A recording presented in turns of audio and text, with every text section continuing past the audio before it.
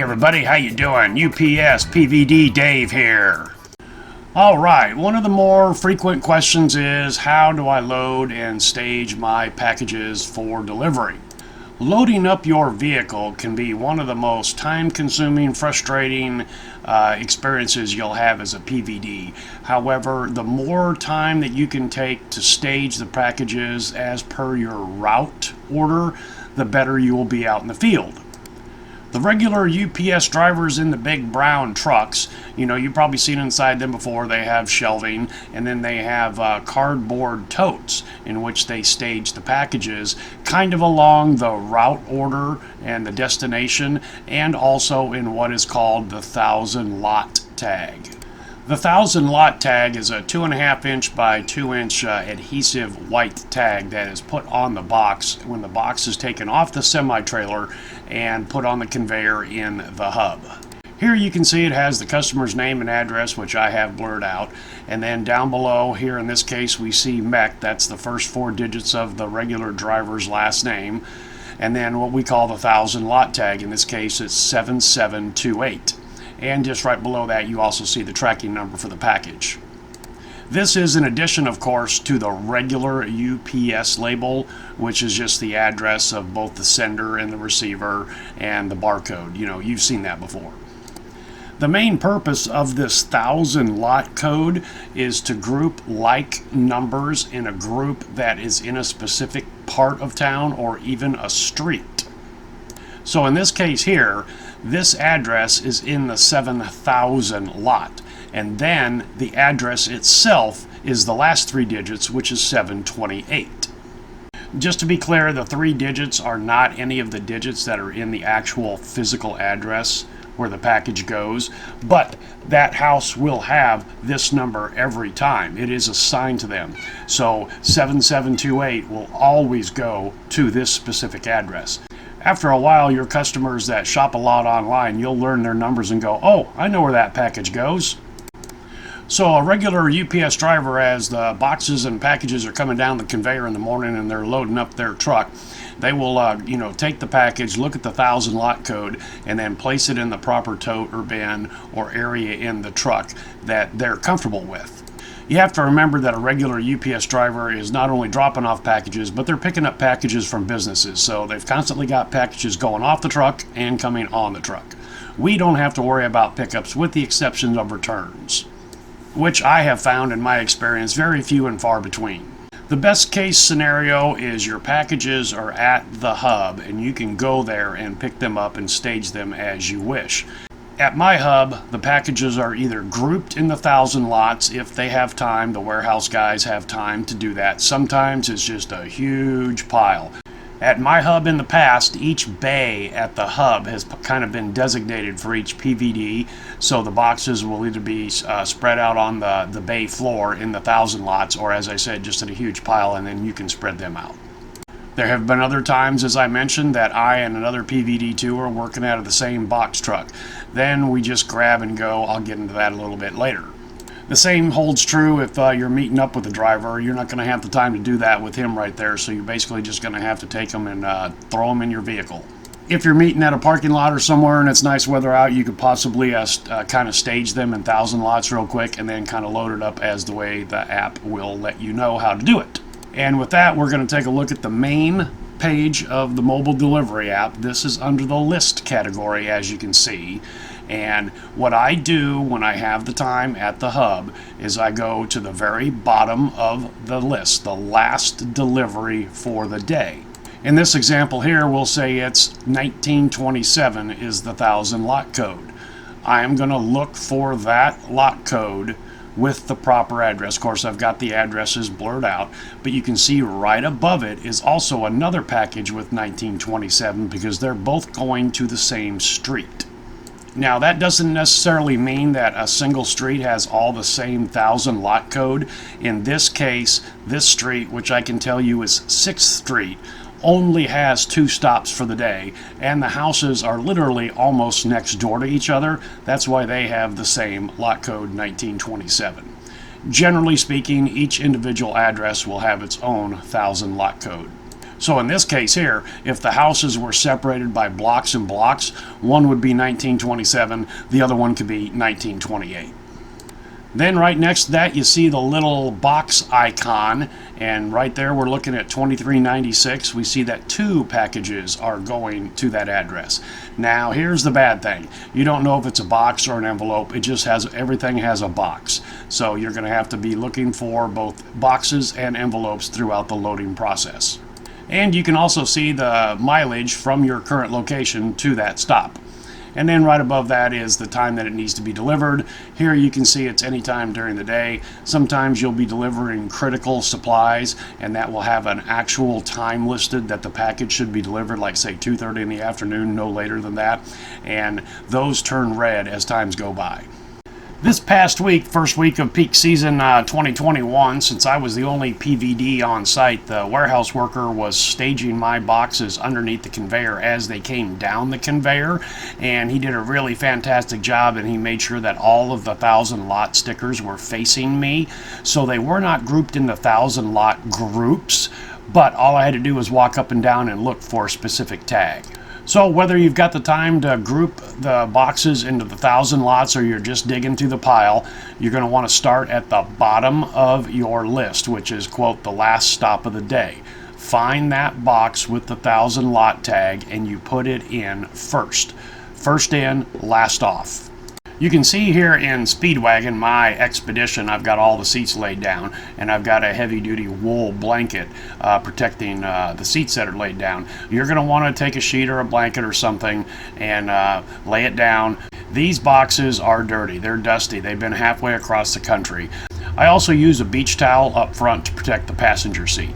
Now, a quick side note, in the training they say do not work off of the passenger seat, which I fully agree with, but if I've got a little envelope or a little box, I will bring it up and set it on the passenger seat, and I know that that's going to be the next delivery, and it kind of saves time from going back to the back of the truck again. Along that lines, I will take the 1,000 lot tag off of larger boxes or, even an envelope, and I just stick it to my dashboard there, and that is kind of a reminder as to what address I'm going to, because one of the big downsides to Google Maps is it does not constantly show you the address that you're traveling to, which would be kind of nice in this kind of work. The adhesive is not real super heavy duty. It's say like twice the strength of a post-it note, so they peel off pretty good, both off the package and off your dashboard.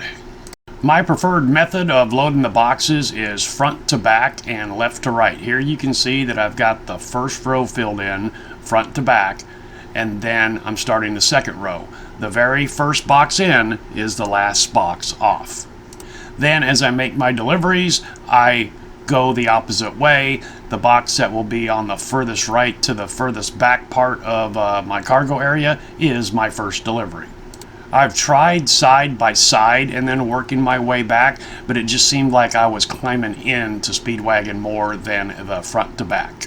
Depending on your vehicle, you can stage it any way you want. Just try to have some semblance of order. Makes it easier out in the field delivering. If I can't get the entire day's run in the truck in one load, which is usually the case, then when I'm empty, I just come back and repeat the process. Most likely, and I hope for most of you, you'll be running the exact same route every day, and after a while, you'll learn that route. Sometimes the list that the algorithm puts out might not make sense to you, but you got to remember that this is really built for the guys in the big brown truck, and they may make 3 rights so they don't have to make a left. You will probably find this to be the case. You're at an address, you deliver the package, the next address is in the opposite direction of what your vehicle is pointing. So you get turned around, you get to that next address, then you find out that you're pointed in the wrong direction again. You might be going, what the hell is going on? Well, you're going to have to maybe kind of think this through. Do I want to make right-hand turns? Do I want to make left-hand turns? You'll learn this as time goes by with your route. Along that line, here in Nevada, We have many sections of street that do not run the full length of the town, but the computer algorithm thinks that it does. So I may be on 12th Street and then it wants me to go to 15th Street. Well, 15th Street is literally 3/4 of a mile away. The algorithm is trying to serpentine me through town when that just won't happen. So once I really got into it, and I know the town fairly well, even though I found a lot of sections I had no idea they existed, what I did then was I would stage the packages in sections of town, not even paying attention to the list. I made a true serpentine. I'd go down one street the full length and then turn 180 degrees and then go down the next street the full length. Then I kind of cross-stitched it going north to south. You know, first one was east to west, then I went north to south. You know, it may have added just another mile or two. I may have driven by a place once or twice that I did have a package for, but it made it so much easier for me to make this serpentine shape, back and forth, instead of round and round we go.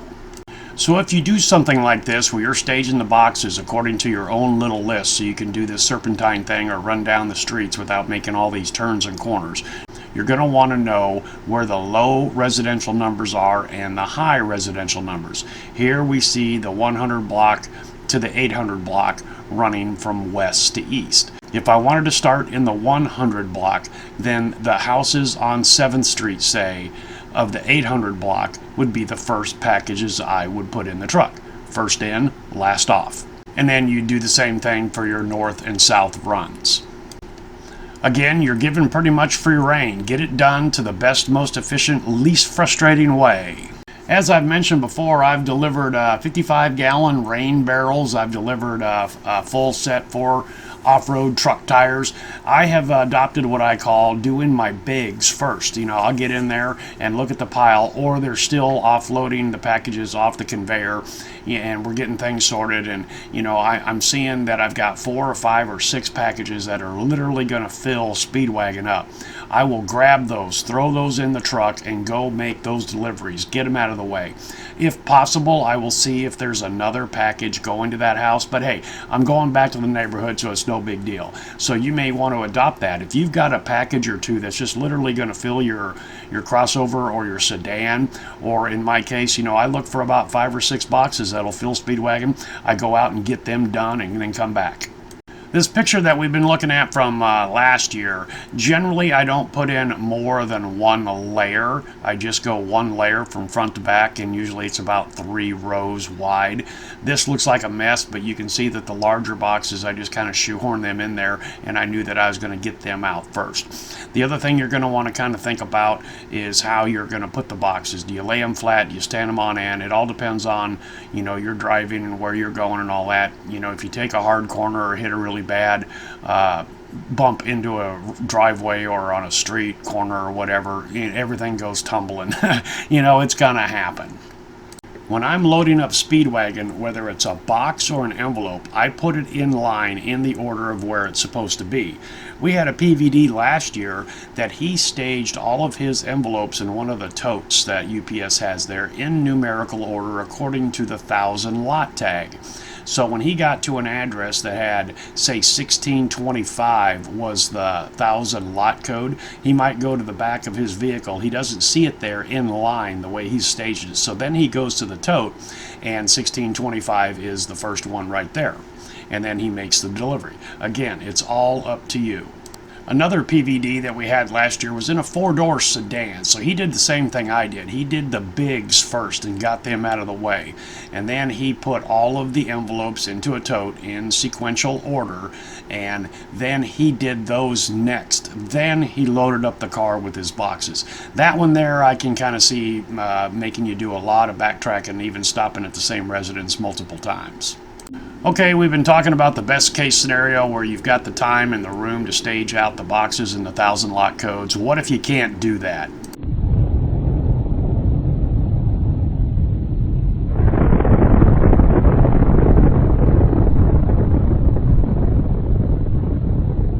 Whether you're taking the boxes off a big brown truck that you've met, or it's at a pod or a storage shed and you can't, you know, get them sorted out into the 1000 lot codes, what are you gonna do? I've been in that situation a couple times, like I mentioned, where we were all kind of shoved into a box truck. That's where I went from big to small and envelopes in a tote. I got the biggest boxes that I could, kind of looked at the addresses since I knew the area, staged them so I wasn't running in circles, and kind of went back and forth in town, got the big boxes done, came back, got the next set of big boxes, and worked my way down to where I had a manageable pile, and what was left I staged as per the app, or in my case, you know, I did it via streets and sections of town like I discussed earlier. So in the case that you're meeting up with the big brown truck, what I would do is, as he's handing you boxes and everything, and you know what, most of these guys are pretty good, he might be able to give them to you roughly in 1,000 lots, but what I would do would be I would load the smaller packages first and then fill your vehicle with the larger boxes last, which means they are the first that you're delivered. Get them out of the way, make things more manageable. Not gonna lie to you, your first week may be hell on earth. It might seem overwhelming, but as you go with it and figure out how to do things, it will get easier each and every day.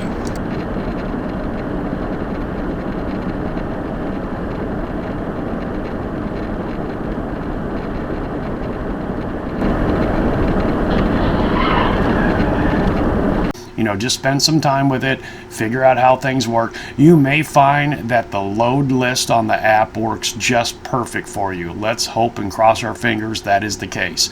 But be prepared to call the option play when you're forced to.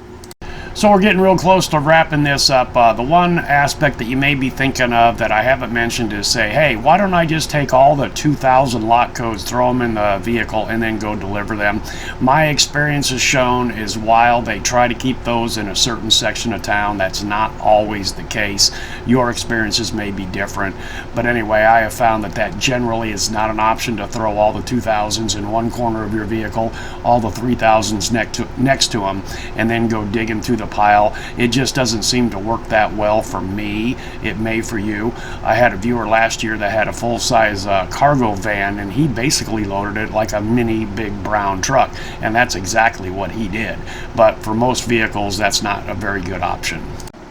Alright guys and gals, that's all I've got for you today. Hopefully you can take something from this video and put it to use for yourself. Thanks for coming along for the ride, and hope to see you next time.